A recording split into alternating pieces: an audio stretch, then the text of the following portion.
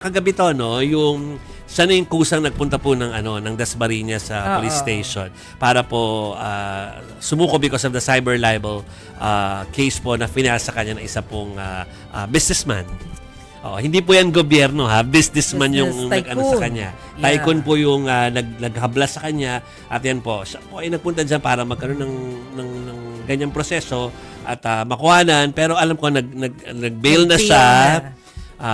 Tinaon niya talaga yung kagabi kasi ngayon nga ang kanyang comeback sa camera kanina. Alam ko masaya siyang bumalik dahil agad na yung usual na ginagawa niya, lumilibot-libot siya dun sa mga katabi niya. Ginawa niya kanina. Bumabati. Sabi ko sana nagpapapansin. Yes, pala nag-hi.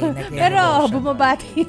Bumabati. So, yan po. Naalala ko minsan, binati niya si Marcos, si Sandro Marcos. Oh, yeah. Na hindi siya masyadong pinansin. So ito yung nangyari kanina. Andiyan na siya kanina. Pumasok na siya. Bumati na siya. Okay. So, tingnan natin. Kasama rin pala siya sa nagpunta dun sa sa Rag Rage. Also known as Rage sa may Club Filipino. Sa Raga. Sa Raga.